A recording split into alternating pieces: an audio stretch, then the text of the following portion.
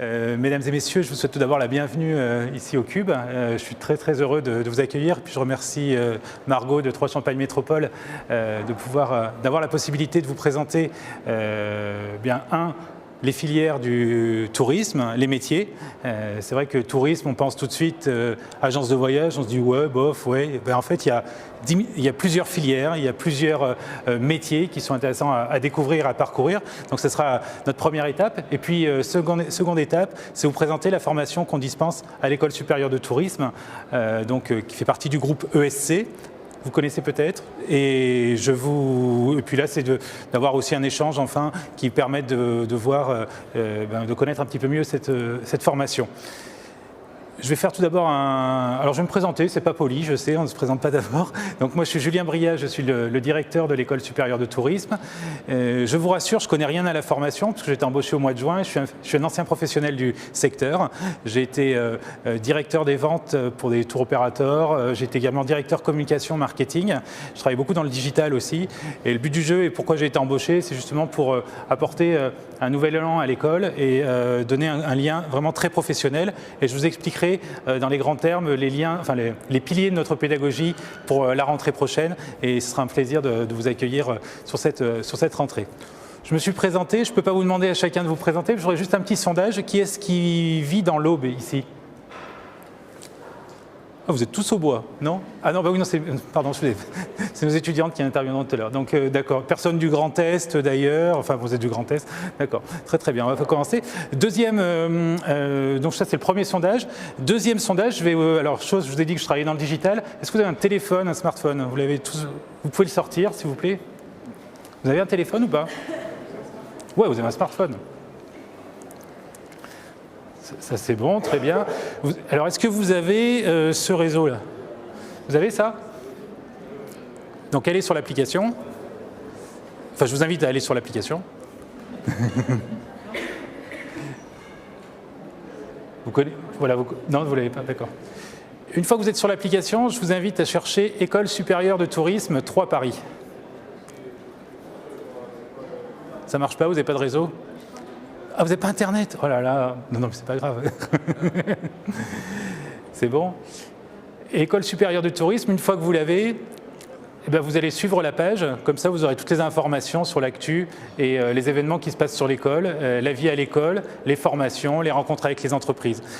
Ça, je l'ai fait pour une fois pour améliorer notre notoriété, notre réputation. Et je l'ai fait aussi parce que j'ai un pari avec le community manager. J'ai dit que ce soir, on passait les 1100 followers fans de la page. Donc voilà, et j'ai 2-3 étudiantes qui j'offre le champagne mercredi si on dépassait les 1100. Donc voilà, je ne sais pas combien on est, vous me direz tout à l'heure. Voilà. Bon, trêve de plaisanterie, on va rentrer maintenant dans le dur. Tout d'abord, le tourisme. Alors le tourisme, quand on parle ah mince, je ne dois pas bouger, pardon, excuse-moi. Le tourisme, quand on parle tourisme, on pense tout de suite à la carte postale, on pense tout de suite à la belle plage de sable. Et vous avez raison, puisqu'il y a des métiers qui sont en lien avec ça. Mais derrière, il y a surtout un formidable business à se faire. D'accord ? C'est une industrie peut-être un petit peu à part, une industrie du service, avec des vrais savoir-faire, des vrais métiers. Et c'est ce que je vais vous présenter dans quelques instants. Le touriste, c'est simple, ça fait des années, les touristes existent depuis des années, des siècles. Les premiers, ça date du temps des Romains qui venaient prendre des bains. Je ne vais pas vous faire toute l'historique du tourisme. Vous en avez connu en Champagne, vous avez connu les premiers business travelers, c'est-à-dire que c'était des personnes qui descendaient des Flandres et qui venaient sur les foires de Champagne, par exemple. Là, c'était des touristes, ils prenaient un moyen de transport, bon, c'était souvent à pied, mais ils utilisaient des hébergements. Et là, c'est pareil, c'est pour ça que je vous ai mis ce monsieur qui est en business travel, mais qui à la fois, comme beaucoup de touristes, on voyage aussi pour le plaisir. Donc vous avez 2 types de touristes, des personnes qui voyagent pour le business et des personnes qui voyagent pour le plaisir et dans le cadre de loisirs. Et tout ça, ça donne naissance à plusieurs filières. Ces filières, tout d'abord, pour se déplacer, donc je prenais l'exemple des foires de Champagne, donc c'était plutôt en diligence à la douane. Aujourd'hui, la formation, le secteur d'activité peuvent vous ouvrir de nombreuses possibilités dans le transport, tout d'abord. On se déplace, comment se déplacer, et là, vous allez pouvoir travailler dans des compagnies aériennes, vous allez pouvoir travailler dans des croisières, chez des croisiéristes, que ce soit maritimes ou fluviaux, parce qu'il y a beaucoup de choses à faire également sur les fleuves en France ou à l'étranger. Et puis également, ça peut être le rail, et ça peut être les locations de voitures. On ne pense jamais, mais il y a des super boîtes comme Avis. On a eu la chance d'avoir sur notre campus de Paris la DRH d'Avis qui est passée l'autre jour, Talent Acquisition. Eh bien, elle a de vrais potentiels d'épanouissement et de développement de carrière au sein d'Avis. Donc ça peut être aussi une idée, bien que le produit voiture n'est pas forcément très glamour et on ne pense pas forcément à ça dans le tourisme, mais on va vous y préparer. Deuxièmement, vous vous êtes déplacé, il faut vous héberger. Alors, je vous souhaite tous et toutes d'y aller aux Maldives, voilà, sur une super île avec chambre. Voilà, ça c'est vraiment le luxe. Donc, on a certains étudiants qui partent aux Maldives, qui ont réussi à avoir des stages là-bas, et ça c'est vraiment, c'est très bien pour eux. Mais le tourisme et l'hébergement, c'est pas que ça. Vous avez des hébergements 3 étoiles, 4 étoiles, 5 étoiles ou des 2 étoiles, sur lesquels on peut s'épanouir, où on demande du développement commercial, digital, marketing. Et là, on va vous préparer à tout ça pendant votre formation. Et puis on va vous préparer également sur tout ce qui est hôtellerie de plein air. On y pense rarement. On a des partenaires comme Utopia, je ne sais pas si vous connaissez, ou Yellow Village. Là aussi, où ils ont des hôtels, des campings haut de gamme avec des prestations, des cottages, des gîtes. Ils sont vraiment très intéressants à travailler. Donc là, ça peut faire partie d'une autre activité. Ces 2 activités, transport et hébergement, étaient pendant des années dispensées, regroupées. C'était par les tours opérateurs. C'est-à-dire que dans l'onglet production-vente, en fait, le tour opérateur faisait un assemblage il prenait entre guillemets 10 sièges d'avion et il prenait 5 chambres d'un hôtel et il faisait ce qu'on appelle un package, un forfait. Il le revendait via des agences de voyage. Ça se passe toujours comme ça. Aujourd'hui, c'est à peu près 19 à 20% des ventes encore en France qui se déroulent comme ceci. Les choses ont changé avec le digital, mais il y a toujours ces agences-là. Et vous avez ces agences de voyage émettrices, mais aussi vous avez des agences de voyage réceptives. Et ça, on ne pense pas beaucoup quand on arrive et quand on est étudiant en bachelor et quand on arrive dans une école de tourisme, mais vous avez beaucoup d'agences réceptives qu'on appelle les DMC, qui sont situées à l'étranger. Et maintenant, c'est les tours opérateurs, au lieu de se déplacer, ils contractent avec une agence réceptive, ça peut être au Pérou, ça peut être en Thaïlande, et c'est là elle va faire la réservation des hôtels, elle va faire les transports autocars. Et on a beaucoup d'emplois pour les Français ou des stages aussi à l'étranger sur ces agences réceptives. Donc vous voyez, vous avez un panel qui est assez intéressant au niveau des filières, mais ce n'est pas tout. Puisque aussi vous avez une partie, là on revient plutôt à la partie business travel, puisque c'est les personnes qui veulent se rencontrer, se réunir, eh bien il y a souvent des plateaux d'affaires qui existent, il faut les organiser, mais il y a également beaucoup de congrès, congrès, foires, événements à organiser. Margot de Trois Champagnes Métropole est là pour en parler, donc elle organise tous les événements sur TCM, et puis et ancienne étudiante en plus, donc elle travaille vraiment dans l'event, mais on a aussi des personnes qui travaillent chez JL Events, Reed Exhibition, et qui ont des postes de chargé de projet, développement de projet. Donc elle est d'aller chercher soit des clients pour organiser un projet de A à Z, c'est-à-dire que ça peut aller du transport jusqu'à la réalisation. Alors quand on dit événement, ça peut être un spectacle, c'est selon votre imagination, mais c'est surtout, c'est un milieu très concurrentiel, c'est selon le budget du client. Donc là aussi, il y a tous les efforts de négociation, mais on vous apprend aussi comment gérer ce projet avec un rétro-planning. Métier passionnant dans l'événementiel, métier assez stressant aussi et de plus en plus concurrentiel. J'accélère un tout petit peu, vous avez vous avez les sites touristiques, culturels et parcs et zoos. Aussi, on l'oublie, mais les premières destinations touristiques en France, c'est Disney. 16 millions de visiteurs par an. Et là, on a des étudiants, on a 2 ou 3 étudiants cette année qui partent travailler chez Disney, aussi bien sur les hôtels que sur le parc. Et on a d'autres étudiants en MBA même qui partent, il y en a un qui part plutôt sur la gestion des réservations. Donc là aussi, il y a un gros potentiel d'emploi chez Disney, mais pas que, je prends vraiment le gros, mais vous en avez un petit qui n'est pas si petit, juste à côté, Nigloland. Je ne suis pas de la région, je suis arrivé il y a peu de temps. Nigloland, 600 000 visiteurs par an, 3e parc français, c'est une aubaine pour l'Aube, en termes de développement, d'avoir ce type de parc. Et nos étudiants commencent aussi à s'intéresser à ce développement-là. Vous avez un zoo dans les Vosges avec qui j'ai traité. Alors zoo, ça peut faire les animaux, tout ça. Non, derrière, ils développent des hôtels haut de gamme, un petit hôtel haut de gamme avec vue sur les loups. Vous pouvez dormir en face des loups. Enfin, il y a cabanes dans les arbres. Donc, il y a de gros potentiels pour votre créativité. Et tout ça, il faut le vendre, il faut le marketer. Et c'est ce qu'on va vous apprendre aussi durant ce bachelor. J'ai oublié, il y a tous les sites touristiques et culturels. Ça peut être ça peut aller du Mont-Saint-Michel jusqu'au site d'un musée, un château, d'organiser des circuits sur les châteaux de la Loire, par exemple. Là, il y a pas mal de choses qui se font. Ou à l'intérieur même d'un parc des expositions, mais vous avez énormément de programmes à organiser. Enfin, vous avez tout ce qui est office du tourisme. Donc là, moi j'ai souvenir personnellement des offices du tourisme il y a 20-25 ans, c'était l'OTSI, syndicat d'initiative, vous vouliez aller visiter, on vous mettait ça sur une feuille, c'était c'était pas très accueillant comme endroit. Aujourd'hui, c'est très orienté digital, il y a des circuits qui sont organisés, des circuits pédestres par exemple, je vois dans la ville de Troyes en digital, donc vous téléchargez une appli, vous pouvez vous balader avec vos enfants, et ça c'est créé justement de toutes pièces ici. Et enfin voilà, et je peux dire que même dans les offices du tourisme ou les comités départementaux du tourisme, il y a un bon business à se faire et de vrais plaisirs à prendre tant en niveau marketing qu'au niveau commercial. Et enfin, vous avez aussi beaucoup d'offices de tourisme étrangers en France. Par exemple, là, on a un accord avec Visit California, donc la Californie, qui est à Paris et qui souhaite développer l'image de marque de la Californie, donc par des salons, par des actions commerciales. Et ils cherchent des étudiants pour les aider. Nous, on a des étudiants aussi qui ont fait l'événement pour le développement de l'île de Rodrigue. Tout le monde sait où est Rodrigue, je suppose. Non, c'est pas du théâtre, non, c'est au-dessus de Maurice, au-dessus de l'île Maurice, une toute petite île. Et vous avez également la République tchèque qui ont travaillé dessus sur tout ce qui était événementiel. Donc là, pensez aussi à ces métiers-là. Et enfin, la progression du tourisme dans les 10 ans à venir, elle va se faire sur l'e-tourisme. Donc là, vous avez tous les GDS, Global Distribution System, c'est des entreprises comme Amadeus, je ne sais pas si vous connaissez, c'est une boîte française qui a tous les stocks aériens en fait, et qui fait du yield, qui travaille beaucoup dans l'innovation, notamment pour les agences de voyage et les particuliers. Et vous avez également tous les comparateurs comme Easy Voyage, quand vous allez sur leur site, ça vous permet de comparer à hôtel égal ou un vol, différents prestataires.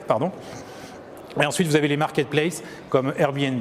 Voilà. Donc là, il y a du business et ça se développe. Et le monde se développe également du fait que la clientèle, les flux changent également. C'est-à-dire qu'avant, vous aviez vraiment un flux nord-sud, c'est-à-dire que c'était les Allemands, les Anglais, les Belges qui descendaient, qui passaient la France, qui allaient en Espagne, en Italie ou qui s'arrêtaient sur le littoral français. Aujourd'hui, le marché, il est en Inde, il est en Chine. Chine, c'est 2 millions de passagers en Europe. L'Inde, c'est 500 000 en France par an, par exemple. Vous avez tous les briques aussi qui remontent. Et tout ça, on vous apprend aussi, on vous l'apprendra tout au long du parcours. Quelques chiffres là, pour vous dire, les recettes mondiales du tourisme, c'est 1400 milliards de dollars, donc énorme. Un emploi sur 10 aussi dans le monde. Et puis surtout que la France est la première destination touristique du monde. Ça, c'est vraiment important. Première destination touristique du monde. Par contre, au niveau accueil et dans le cadre des Jeux Olympiques, il y a beaucoup de programmes qui sont mis en place par Atout France, qui est un organisme français qui développe le tourisme. Et on doit améliorer notre accueil. Parce qu'aujourd'hui, dans la plupart des hôtels, des lieux d'accueil, on accueille un Japonais comme on accueille un Espagnol, par exemple. Et voilà, je prends souvent l'exemple de la carte de visite, mais c'est vrai qu'on ne donne pas sa carte de visite de la même manière. On ne dit pas bonjour, on ne salue pas comme ça en Asie. Enfin, il y a des tas de petites choses. Et ça aussi, c'est au niveau civilisation, c'est très important à connaître. Et puis, ce qu'on vous apprendra aussi dans le bachelor, c'est par exemple, je vous ai mis première destination touristique du monde. Effectivement, en termes de passagers, en termes de clients, on a 83 millions de personnes de touristes qui viennent en France. Par contre, derrière ce chiffre, il faut faire attention, parce qu'en termes de recettes, nous ne sommes que 5e pays. Sur les 83 millions, c'est encore, je vous disais tout à l'heure, des Belges, des Allemands qui passent en France et qui dorment une nuit et qui vont en Espagne et qui sont comptabilisés comme tourisme. Donc il faut relativiser. Voilà. Mais après, on va vous apprendre aussi à avoir un esprit critique. Ça, c'est vraiment très important. Les piliers de la formation, on a tout d'abord une pédagogie. Comme je vous l'ai dit, je viens du milieu professionnel. L'idée de la pédagogie cette année et pour les années à venir, c'est surtout que les étudiants travaillent sur des projets concrets. On ne peut pas faire tous les cours en mode projet, mais la plupart, on essaye d'organiser ça par petits groupes qui vont travailler et plancher sur un vrai projet d'entreprise. Ça peut être, on a eu un benchmark par exemple sur les vedettes de Paris où il fallait pas un benchmark, ils voulaient rajeunir leur clientèle. Ça, c'est nos étudiants qui ont travaillé dessus. Vous avez des études de marché, c'est nos étudiants MBA par exemple qui font l'étude de marché d'Amadeus. Voilà. Donc ça, c'est des petites missions entreprises qui sont faites dans les cours. Après, vous avez des projets, ce qu'on appelle le tutoré des projets d'entreprise, où là on est dans des problématiques beaucoup plus vastes. Et Margot est tutrice justement d'un des projets, où elle doit organiser un événement pour une agence de voyage ici dans l'Aube. Et donc elle organise avec les étudiants, elle leur apprend ce que c'est que la gestion de projet, la gestion d'événements, avec un vrai professionnel qui doit rendre compte et rendre des comptes à une vraie professionnelle aussi. Voilà. Et là on avance petit à petit, et là c'est les bachelors 3 et les bachelors 1 qui reprennent la relève dans peu de temps. Voilà. C'est bien. Donc ça c'est vraiment aussi important. Ce que je veux vous dire pendant ces formations, c'est que tout votre cursus scolaire, c'est vrai que vous avez souvent décidé avec vos parents ou voilà, vous avez souvent décidé avec vos parents ou votre bulletin de notes dicter un peu votre parcours. Là, ce que je veux vous dire, c'est vous qui choisissez cette formation, c'est vous qui vous investissez dessus.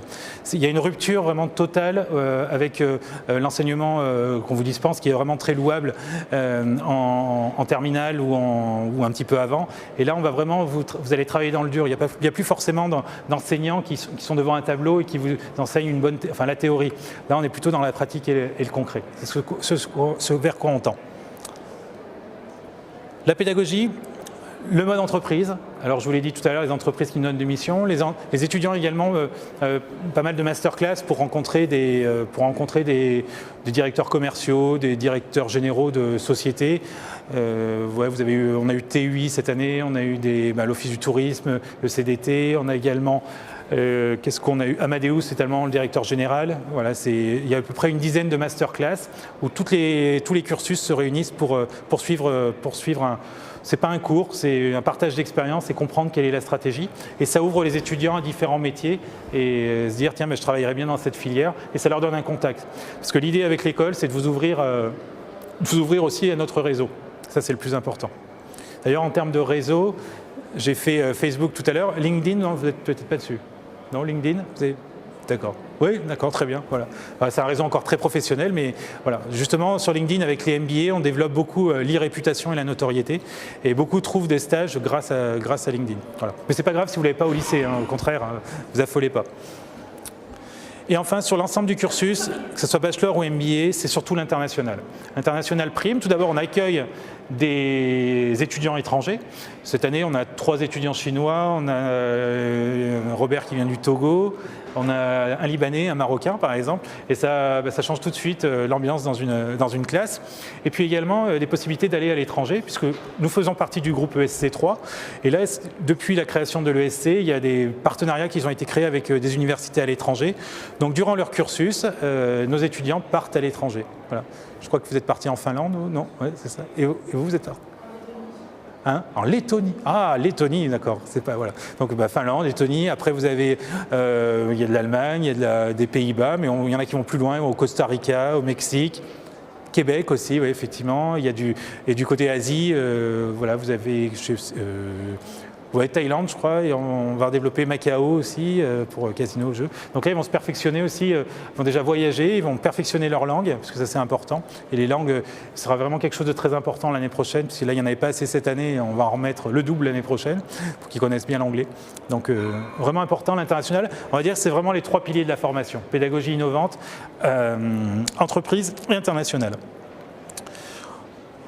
Bon, vous êtes tous de 3, je pense que vous allez rester à 3. Pour information, on a aussi une école à Paris de tourisme. On va rester à 3, non? Paris, ça vous intéresserait? Non, c'est bon. Voilà. Donc, je vais passer vite fait la slide, donc c'est bon. Donc, on est situé dans le groupe ESC, avenue Pierre-Brossolette, pour ceux qui connaissent, donc à 102 mètres à vol d'oiseau d'ici. Alors le bachelor, comment il se déroule et l'idée du bachelor. L'idée du bachelor, c'est de vous amener à des fonctions managériales, manager opérationnel, manager technique, d'ici 1 an ou 2 après la sortie du bachelor. J'appelle ça manager opérationnel, c'est-à-dire chargé de projet, responsable des ventes, chef des ventes, on peut dire yield manager, revenu manager, tous ces postes-là, par exemple, quand j'ai dit chef de projet, ça peut être chef de projet digital aussi, parce qu'on va orienter beaucoup sur le digital l'année prochaine notamment. Et là, vous avez des cours pour orienter sur le digital. Vous aurez de la communication digitale, notamment on va travailler beaucoup sur les réseaux sociaux. Parce que c'est bien, d'ailleurs je vous ai fait mettre Facebook, mais derrière j'aime bien voir ce qui se passe derrière, et les entreprises elles veulent savoir comment je peux développer ma notoriété grâce à Facebook, grâce à Insta, grâce à Twitter, et c'est ce qu'on va vous apprendre grâce à un prof de social media là-dessus. La géographie aussi, on se rend compte que quand on arrive, on a une géographie très scolaire. Là aussi, on va vous apprendre, c'est tout bête, mais il faut quand même connaître un peu ce qu'il y a à faire dans différents pays, déjà en France, en Europe et dans le monde. Et là, il y aura aussi des cours sur la géo. Puis d'autres cours, on vous initie un petit peu à tout ce qui est événementiel. Il y a des business games également qui se développent sur la première année. Donc la première année, elle est vraiment toute l'année en France, de septembre à mars, avril. Deuxième année, premier semestre, ça tombe bien, vous commencez l'année, vous partez à l'étranger, en fait on ne vous voit pas, vous partez directement à l'étranger, je viens de vous le dire, dans une des 40 universités partenaires, et là vous allez travailler pendant 6 mois, vous allez suivre des cours vraiment dans la langue du pays. Alors, langue du pays, pas en Finlande, vous avez suivi en anglais je suppose. Ouais, c'est ça. Lettonie c'est pareil, parce que le letton, je crois pas que vous parliez letton, non c'est ça. Donc là c'est pareil, vous allez suivre en anglais, et ça va vous permettre de vraiment progresser, et d'avoir une autre approche du tourisme aussi. Souvent, on a notre cadre de référence, c'est souvent la France. Mais là, c'est bien d'aller inverser la carte et de voir comment on vit en Lettonie et quelle est la vision du monde ou la Finlande qui est un peu différente. Et en fait, en deuxième semestre, vous rentrez en France aux alentours de février. Et là, vous allez pouvoir, vous allez avoir des cours complémentaires qui vont toujours tourner autour du web marketing, du e-marketing, pour que vous ayez beaucoup plus d'atouts et de cartes en main pour affronter le monde de demain et le monde professionnel. Et ensuite, vous pouvez faire un stage de 2 mois si vous n'êtes pas trop fatigué. Voilà. Mais il est vivement conseillé. Et enfin, troisième année, c'est la spécialisation. Désolé, je me tourne un peu. Voilà. Troisième année, c'est la spécialisation. Vous avez 3 spécialités. Vous avez une spécialité qui s'appelle hôtellerie-restauration et hôtel-restaurant management. Donc là, tout se déroule à 3. Et vous allez avoir des cours en hôtel management, comment on gère un hôtel, restaurant, food and beverage. Et puis également, on a la chance, et on aura la chance l'année prochaine également, d'avoir plusieurs hôtels d'application. C'est-à-dire que par groupe de 5-6 étudiants, durant une vingtaine d'heures, une trentaine d'heures sur l'année, ces groupes d'étudiants iront dans un hôtel et verront tous les postes hôteliers, du housekeeping jusqu'à la réception.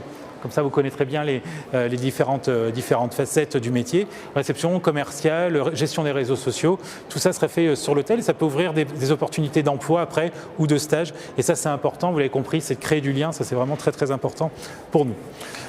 Ensuite, vous avez tout ce qui est développement de produits touristiques et conception de développement de produits touristiques. Ça, c'est la deuxième spécialisation. Là, on s'oriente plus pour des personnes qui veulent plus aller travailler dans l'univers des agences en ligne, des tours opérateurs, des agences de voyage, des réceptifs. C'est apprendre à construire. C'est-à-dire que c'est bien, tout à l'heure, je vous prenais l'exemple, je prends un avion, je prends un hôtel et je fais un mix, je fais un package. Mais ce package, comment je le vends, comment je le distribue, c'est toutes ces questions-là qu'on va vous aider à résoudre. Ça semble très simple à première vue, mais ce n'est pas forcément si simple quand il faut les assembler, parce que vous avez des TVA, les législations sur les taxes sont différentes selon les pays, dans quelle monnaie vous achetez, il y a quelques paramètres à prendre en compte. Et puis après, c'est comment je commercialise tout ça, comment je le distribue. Est-ce que je distribue vers un canal distributeur traditionnel comme des agences de voyage? Est-ce que je vais vers l'e-tourisme, la distribution en ligne? Qu'est-ce qui me coûte le moins cher, les marges? Voilà, il y a un petit peu de chiffres là-dedans, mais ce n'est pas énorme. Voilà. Ça vous donne une petite idée. Pardon. Et enfin, une dernière spécialité qui aura lieu à Reims l'année prochaine. On prépare un double diplôme avec l'URCA pour vous préparer à une une spécialité qui s'appelle Wine Tourism. Donc c'est de l'œnotourisme. Et là, c'est un cursus qui est dispensé en anglais uniquement, 510 heures en cours, 100 heures en entreprise. Et vous avez également un stage obligatoire à l'étranger.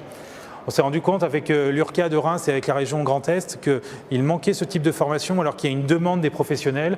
Mais les professionnels, ce n'est pas forcément que les maisons de champagne ni les viticulteurs, c'est également des comités départementaux de tourisme, des offices du tourisme qui veulent développer des parcours, qui veulent développer aujourd'hui une maison de champagne, elle a souvent des salles disponibles, mais elle ne sait pas trop comment les vendre, quels sont les circuits de distribution, comment je peux les mettre en ligne. Et bien, on va leur apprendre tout ça dans le cadre de ce parcours. Il me semble, je vais un peu vite peut-être, non ça va? D'accord, ok. Le MBA, ça vous intéresse? Donc, vous êtes tous en terminale, enfin tous au lycée là, non? Est-ce qu'il y a des personnes? Vous êtes tous au lycée? Enfin, sauf les parents, enfin je pense que vous avez... Ok, non, c'était pour voir pour le parcours MBA, je vous en parlais rapidement. Après, alors ce bachelor, il est accessible, donc je vous donnerai les conditions d'admission.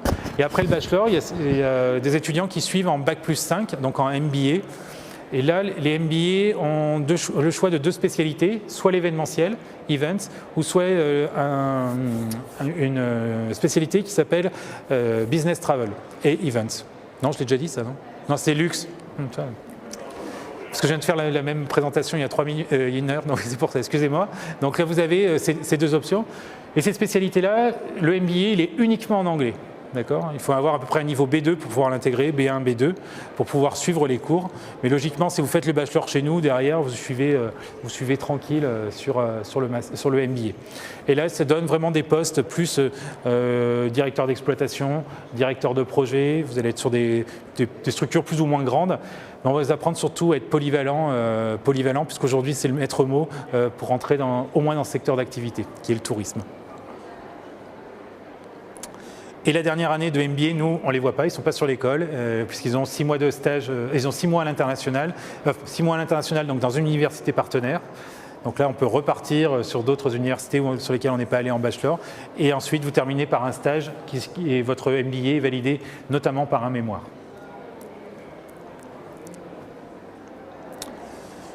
Une petite idée de ce qu'exercent nos étudiants en sortant de bachelor ou de MBA.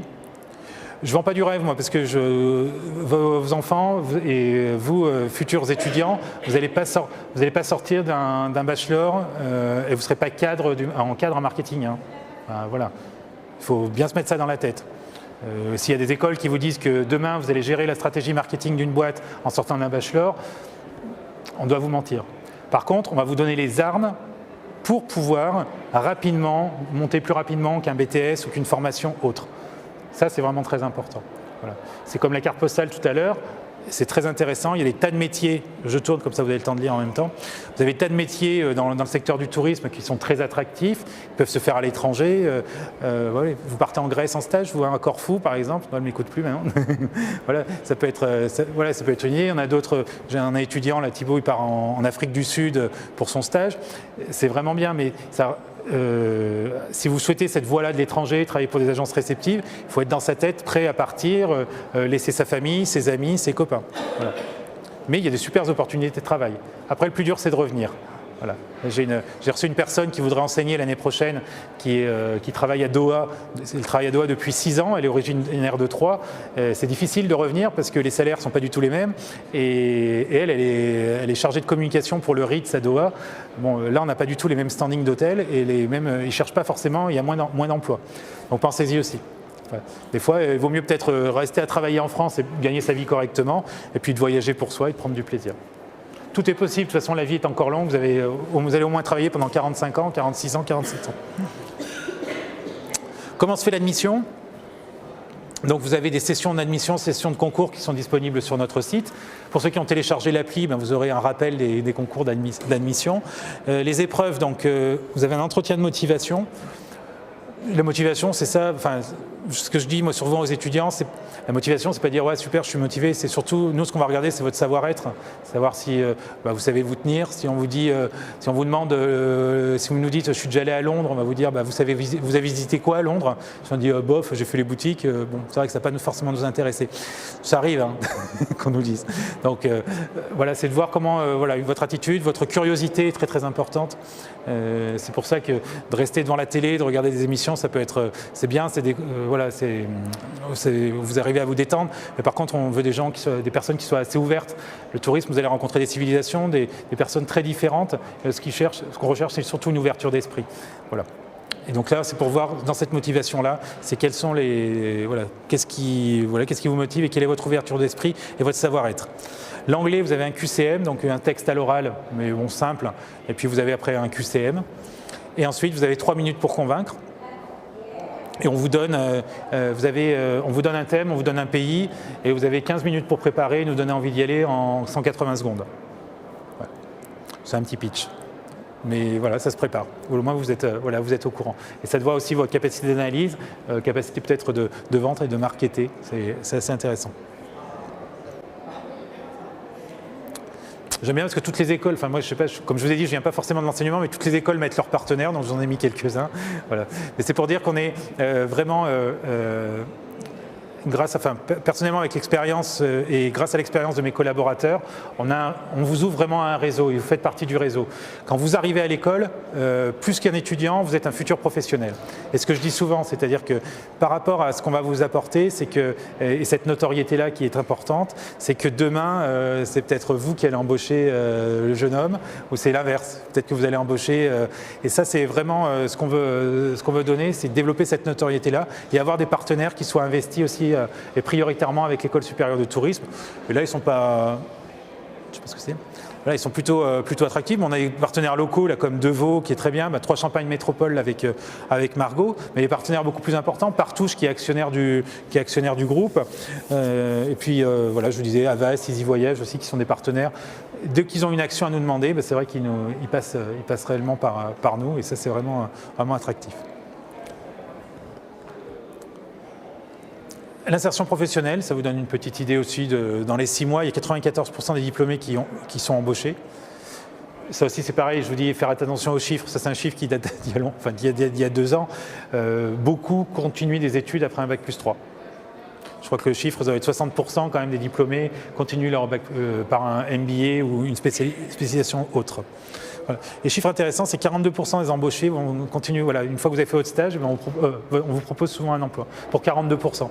Donc si le stage est bien choisi, ça peut être intéressant. Et des fois, aussi, on a beaucoup d'étudiants qui choisissent de rentrer tout de suite dans la vie active pendant 2-3 ans parce qu'ils ont une opportunité après le stage et qui reviennent après faire le MBA. Aucun souci.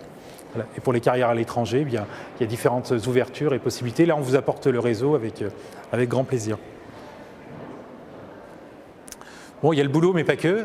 Et ça, c'est bien justement cette implication dans les associations, parce que ça vous permet aussi de gérer des projets, rencontrer d'autres étudiants, parce qu'on est très en transversal. Il y a l'école de tourisme, mais elle a intégré aussi un univers ESC qui vous permet aussi d'avoir des relations avec les étudiants de l'école de commerce, du BBA. Donc ça, c'est vraiment le gros plus. Mais on a aussi des étudiants qui vont faire le 4L Trophy. On a une fille qui part faire le rallye des gazelles aussi. Donc là, on soutient. Toutes les bonnes initiatives sont à soutenir. Puis on a aussi toute cette promotion, les promotions aussi qui viennent, par exemple, faire la promotion de l'école, comme nos étudiantes ici, qui vont faire la promotion de l'école sur des journées portes ouvertes, des salons. Et ça, c'est quelque chose qui va compter pour eux, qui comptera plus pour vous l'année prochaine. Ça vous permet de rencontrer des gens et de vous affirmer et de discuter et d'échanger. Il y a l'humanitaire aussi qui est très important. On travaille pas mal avec la Croix-Rouge. Le 9 avril, il y a les étudiants en MBA, par exemple, qui vont faire les Restos du Cœur. Vous avez fait le Téléthon, non, peut-être aussi, non. En décembre, on avait une dizaine d'étudiants qui sont partis sur le Téléthon pour l'organisation. Ils sont partis en amont. Ils ne sont pas passés à la télé, mais ils ont eu des pas mal. Et voilà, ça vous permet d'avoir de super expériences voilà, qui sont pas forcément en lien avec le tourisme, mais vous permet d'avoir, parce que je vous ai dit, une ouverture d'esprit après. Et sur un CV, derrière, voilà, on sait de quoi parler. Je voulais vous remercier. Merci beaucoup.